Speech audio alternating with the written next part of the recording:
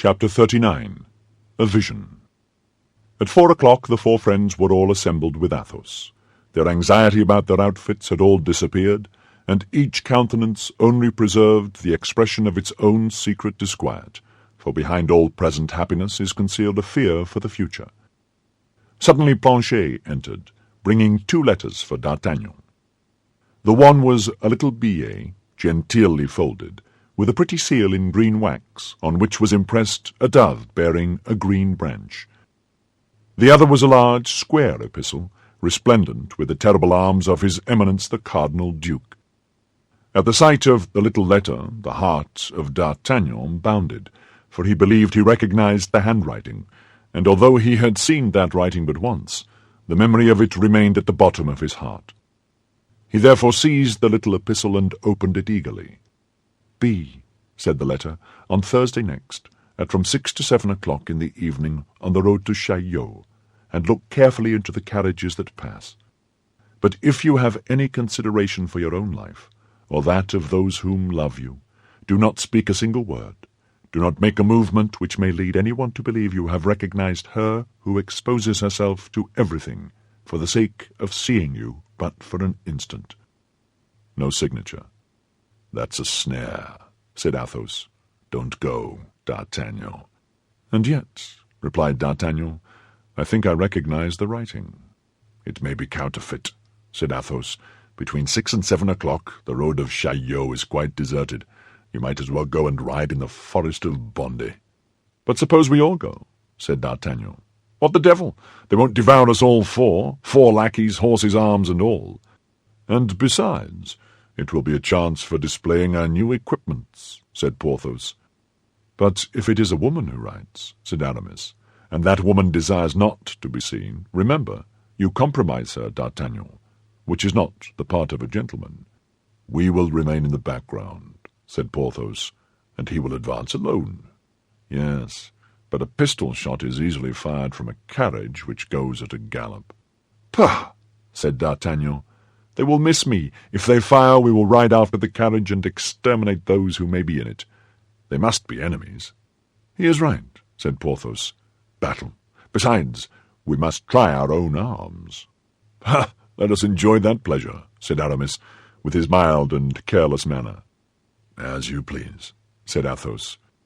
"Gentlemen," said D'Artagnan, "it is 4:30, and we have scarcely time to be on the road of Chaillot by 6. "Besides, if we go out too late, nobody will see us," said Porthos, "and that will be a pity. Let us get ready, gentlemen." "But this second letter," said Athos, "you forget that. It appears to me, however, that the seal denotes that it deserves to be opened. For my part, I declare, D'Artagnan, I think it of much more consequence than the little piece of waste paper you have so cunningly slipped into your bosom." D'Artagnan blushed. "Well," said he, "let us see, gentlemen, what are His Eminence's commands." And D'Artagnan unsealed the letter and read, "Monsieur D'Artagnan of the King's Guards, Company Dessessart, is expected at the Palais Cardinal this evening at 8 o'clock. La Houdinière, Captain of the Guards." "The devil!" said Athos. "Here's a rendezvous much more serious than the other." "I will go to the second after attending the first," said D'Artagnan. "One is for 7 o'clock, and the other for 8. There will be time for both." "I would not go at all," said Aramis. "A gallant knight cannot decline a rendezvous with a lady, but a prudent gentleman may excuse himself from not waiting on His Eminence, particularly when he has reason to believe he is not invited to make his compliments."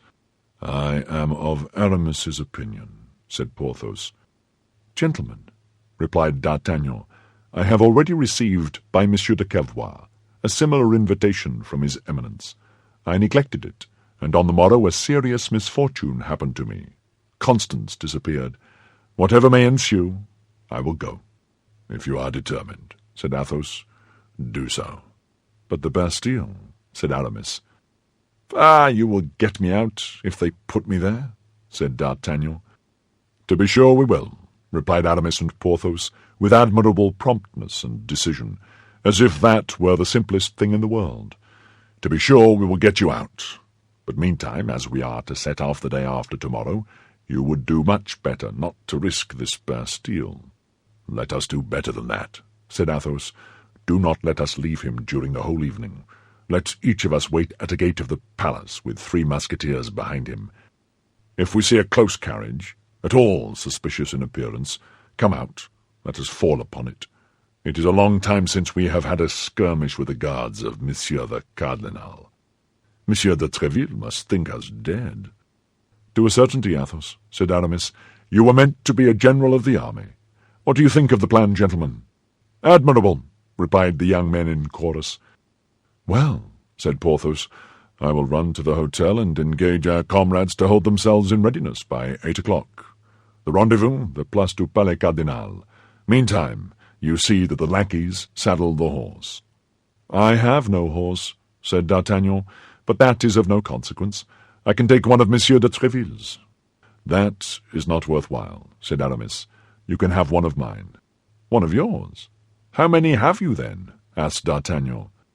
"3," replied Aramis, smiling. "Certes," cried Athos, "you are the best mounted poet of France or Navarre." "Well, my dear Aramis, you don't want 3 horses. I cannot comprehend what induced you to buy 3.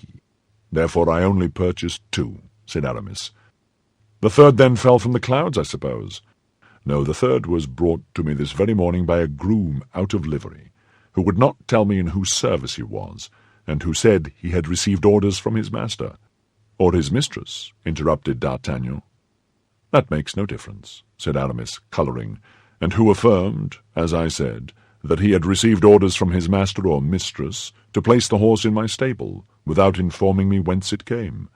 "It is only to poets that such things happen," said Athos gravely. "Well, in that case we can manage famously," said D'Artagnan. "Which of the 2 horses will you ride? That which you bought, or the one that was given to you?" "That which was given to me, assuredly. You cannot for a moment imagine, D'Artagnan, that I would commit such an offence toward—" "The unknown giver," interrupted D'Artagnan. "Or the mysterious benefactress," said Athos. "The one you bought will then become useless to you?" "Nearly so." "And you selected it yourself?" "With the greatest care. The safety of the horseman, you know, depends almost always upon the goodness of his horse." "Well, transfer it to me at the price it cost you." "I was going to make you the offer, my dear D'Artagnan, giving you all the time necessary for repaying me such a trifle." "How much did it cost you?" 800 livres. "Here are 40 double pistoles, my friend," said D'Artagnan, taking the sum from his pocket. "I know that is the coin in which you were paid for your poems." "You are rich, then?" said Aramis. "Rich? Richest, my dear fellow." And D'Artagnan chinked the remainder of his pistoles in his pocket. "Send your saddle, then, to the Hotel of the Musketeers, and your horse can be brought back with ours." "Very well, but it is already 5 o'clock, so make haste." A quarter of an hour afterward, Porthos appeared at the end of the Rue Férou, on a very handsome genet. Mousqueton followed him upon an Auvergne horse, small but very handsome. Porthos was resplendent with joy and pride. At the same time, Aramis made his appearance at the other end of the street upon a superb English charger. Bazin followed him upon a roan, holding by the halter a vigorous Mecklenburg horse. This was D'Artagnan's mount. The 2 musketeers met at the gate. Athos and D'Artagnan watched their approach from the window. "The devil!" cried Aramis. "You have a magnificent horse there, Porthos." "Yes," replied Porthos. "It is the one that ought to have been sent to me at first. A bad joke of the husband's substituted the other, but the husband has been punished since, and I have obtained full satisfaction." Planchet and Grimaud appeared in their turn, leading their master's steeds. D'Artagnan and Athos put themselves into saddle with their companions, and all 4 set forward. Athos upon a horse he owed to a woman, Aramis on a horse he owed to his mistress, Porthos on a horse he owed to his procurator's wife, and D'Artagnan on a horse he owed to his good fortune, the best mistress possible. The lackeys followed.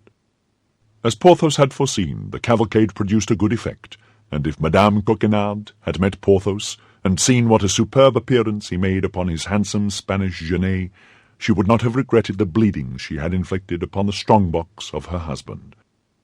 Near the Louvre, the 4 friends met with Monsieur de Tréville, who was returning from Saint-Germain. He stopped them to offer his compliments upon their appointments, which in an instant drew round them 100 gapers. D'Artagnan profited by the circumstance to speak to Monsieur de Tréville of the letter with the great red seal and the cardinal's arms. It is well understood that he did not breathe a word about the other. Monsieur de Tréville approved of the resolution he had adopted, and assured him that if on the morrow he did not appear, he himself would undertake to find him, let him be where he might. At this moment the clock of La Samaritaine struck 6. The four friends pleaded an engagement, and took leave of Monsieur de Tréville. A short gallop brought them to the road of Chaillot. The day began to decline. Carriages were passing and repassing. D'Artagnan, keeping at some distance from his friends, darted a scrutinizing glance into every carriage that appeared, but saw no face with which he was acquainted. At length, after waiting a quarter of an hour, and just as twilight was beginning to thicken, a carriage appeared, coming at a quick pace on the road of Sèvres. A presentiment instantly told D'Artagnan that this carriage contained the person who had appointed the rendezvous. The young man was himself astonished to find his heart beat so violently. Almost instantly, a female head was put out at the window with 2 fingers placed upon her mouth, either to enjoin silence or to send him a kiss. D'Artagnan uttered a slight cry of joy. This woman, or rather this apparition, for the carriage passed with the rapidity of a vision, was Madame Bonacieux. By an involuntary movement, and in spite of the injunction given, D'Artagnan put his horse into a gallop, and in a few strides overtook the carriage, but the window was hermetically closed. The vision had disappeared. D'Artagnan then remembered the injunction, "If you value your own life, or that of those who love you, remain motionless, and as if you had seen nothing." He stopped, therefore, trembling not for himself but for the poor woman who had evidently exposed herself to great danger by appointing this rendezvous. The carriage pursued its way, still going at a great pace, till it dashed into Paris and disappeared. D'Artagnan remained fixed to the spot, astounded and not knowing what to think. If it was Madame Bonacieux, and if she was returning to Paris, why this fugitive rendezvous? Why this simple exchange of a glance? Why this lost kiss? If on the other side it was not she, which was still quite possible, for the little light that remained rendered a mistake easy, might it not be the commencement of some plot against him, through the allurement of this woman, for whom his love was known? His 3 companions joined him. All had plainly seen a woman's head appear at the window, but none of them, except Athos, knew Madame Bonacieux. The opinion of Athos was that it was indeed she, but less preoccupied by that pretty face than D'Artagnan. He had fancied he saw a second head, a man's head, inside the carriage. "If that be the case," said D'Artagnan, "they are doubtless transporting her from one prison to another. But what can they intend to do with the poor creature, and how shall I ever meet her again?" "Friend," said Athos gravely, "remember that it is the dead alone with whom we are not likely to meet again on this earth. You know something of that as well as I do, I think. Now, if your mistress is not dead, if it is she we have just seen, you will meet with her again some day or other, and perhaps, my God," added he, with that misanthropic tone which was peculiar to him, "perhaps sooner than you wish." 7:30 had sounded. The carriage had been 20 minutes behind the time appointed. D'Artagnan's friends reminded him that he had a visit to pay, but at the same time bade him observe that there was yet time to retract. But D'Artagnan was at the same time impetuous and curious. He had made up his mind that he would go to the Palais Cardinal, and that he would learn what his Eminence had to say to him. Nothing could turn him from his purpose. They reached the Rue Saint-Honoré, and in the Place du Palais Cardinal they found the 12 invited musketeers, walking about in expectation of their comrades. There only they explained to them the matter in hand. D'Artagnan was well known among the honourable corps of the king's musketeers, in which it was known he would one day take his place. He was considered beforehand as a comrade. It resulted from these antecedents that everyone entered heartily into the purpose for which they met. Besides, it would not be unlikely that they would have an opportunity of playing either the cardinal or his people an ill turn, and for such expeditions these worthy gentlemen were always ready. Athos divided them into 3 groups, assumed the command of one, gave the second to Aramis, and the third to Porthos, and then each group went and took their watch near an entrance. D'Artagnan, on his part, entered boldly at the principal gate. Although he felt himself ably supported, the young man was not without a little uneasiness as he ascended the great staircase step by step. His conduct toward Milady bore a strong resemblance to treachery, and he was very suspicious of the political relations which existed between that woman and the cardinal. Still further, De Wardes, whom he had treated so ill, was one of the tools of his Eminence, and D'Artagnan knew that while his Eminence was terrible to his enemies, he was strongly attached to his friends. If De Wardes has related all our affair to the cardinal, which is not to be doubted, and if he has recognized me, as is probable, I may consider myself almost as a condemned man, said D'Artagnan, shaking his head. But why has he waited till now? That's all plain enough. Milady has laid her complaints against me with that hypocritical grief which renders her so interesting, and this last offence has made the cup overflow. Fortunately, added he, my good friends are down yonder, and they will not allow me to be carried away without a struggle. Nevertheless, Monsieur de Tréville's company of musketeers alone cannot maintain a war against the cardinal, who disposes of the forces of all France, and before whom the queen is without power and the king without will. D'Artagnan, my friend, you are brave, you are prudent, you have excellent qualities, but the women will ruin you. He came to this melancholy conclusion as he entered the antechamber. He placed his letter in the hands of the usher on duty, who led him into the waiting-room and passed on into the interior of the palace. In this waiting-room were 5 or 6 of the cardinal's guards, who recognized D'Artagnan, and knowing that it was he who had wounded Jussac, they looked upon him with a smile of singular meaning. This smile appeared to D'Artagnan to be of bad augury. Only, as our Gascon was not easily intimidated, or rather thanks to a great pride natural to the men of his country, he did not allow one easily to see what was passing in his mind, when that which was passing at all resembled fear. He placed himself haughtily in front of Messieurs the Guards, and waited with his hands on his hip, in an attitude by no means deficient in majesty. The usher returned and made a sign to D'Artagnan to follow him.